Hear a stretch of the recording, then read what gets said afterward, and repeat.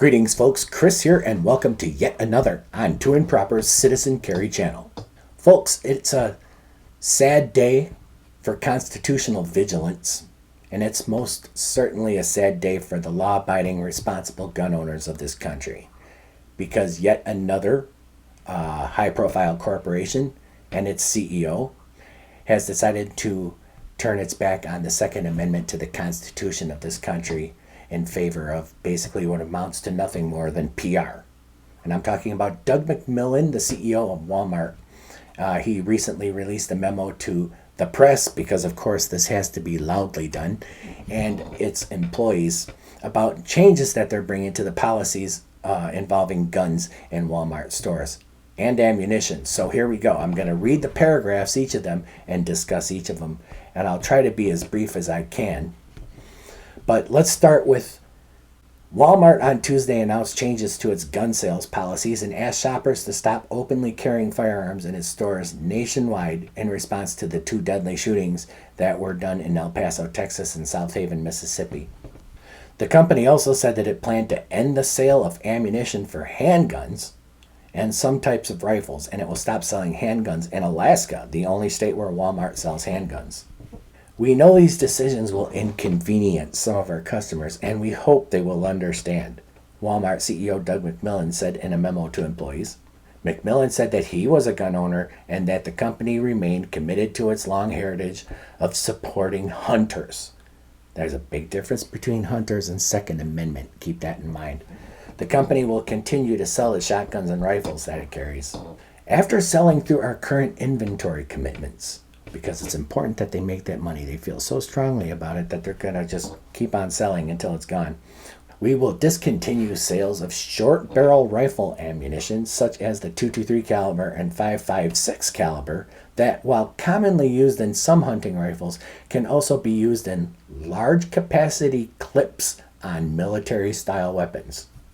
Doesn't that just sound like it came out of Dianne Feinstein's handbook of gun knowledge? Large capacity ammunition feeding devices. All right, so let's go ahead and take each of these things. So they decided that they were going to stop their shoppers from openly carrying firearms in their stores, which is basically going to only serve to be something visual that the customers walking around, if they had ever gotten used to seeing people openly carrying, which I really question how many people did. Well, that's going to stop altogether, and I think that's like a little band-aid that's not going to really do much. It doesn't have much of a practical purpose, because they're also not going to stop concealed carriers. Concealed carriers will be able to carry their firearms in there concealed. It just depends on your mindset. Are you more worried about the guns you don't see or the guns that you do see? So that is just psychological. The company also said that it planned to end the sale of ammunition for handguns. Why handguns? I don't understand why handguns. And some types of rifles, and it will stop selling handguns in Alaska.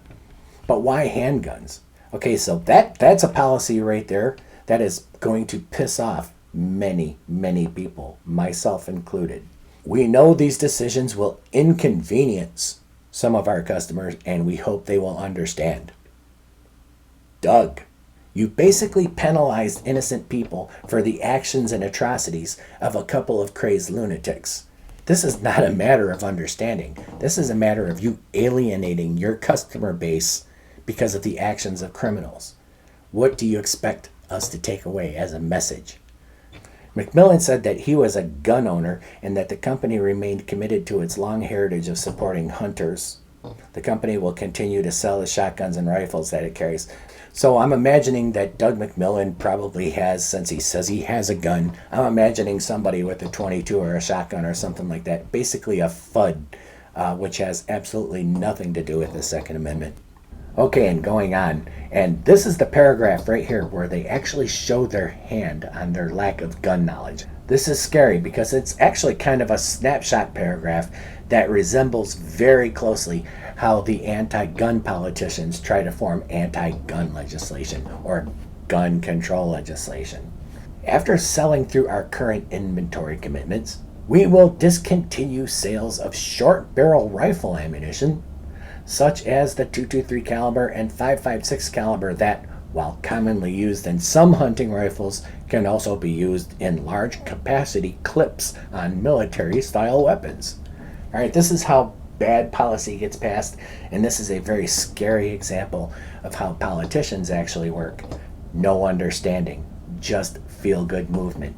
First of all, Doug, all right, there is no such thing as short barrel rifle ammunition. There's such thing as short barrel rifles, but most people's AR-15s are not short barrel rifles. There is no classification for ammunition like that. It's just ammunition. And it's ammunition that, as you said, can also be used in large capacity clips.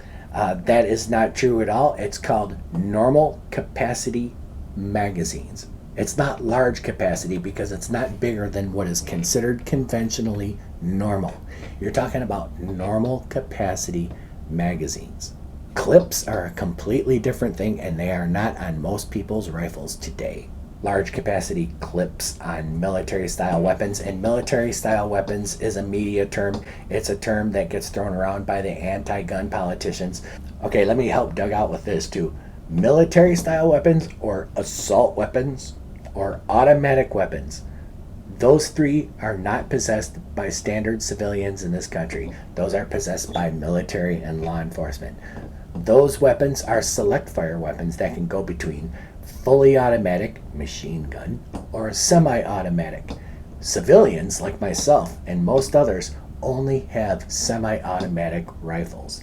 The same kind of rifles that you're still going to continue to sell in your store, no doubt. And in closing, to Doug McMillan and Walmart, I would like to say this.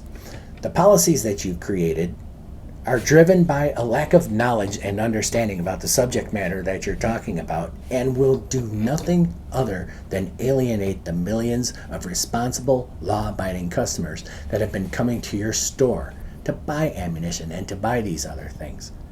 All you are doing is laying the blame for the actions of some evil people, a small handful of evil people, by the way, and you placed it in the laps of millions of people that have been bringing you their business. And these are people that would not presume to do something as evil as these people.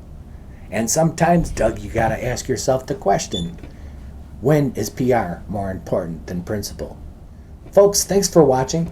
I'm Too Improper, or Chris. My email address is scrolling across the bottom of the screen as we speak right now. That's tooimproper@gmail.com. Write and I will answer you, provided you're going to be polite about whatever it is you have to say, and if I've got the time. God bless America, and keep on protecting your families, yourselves, your country, its flag, and its honor. Those are ultimately the most important things to do.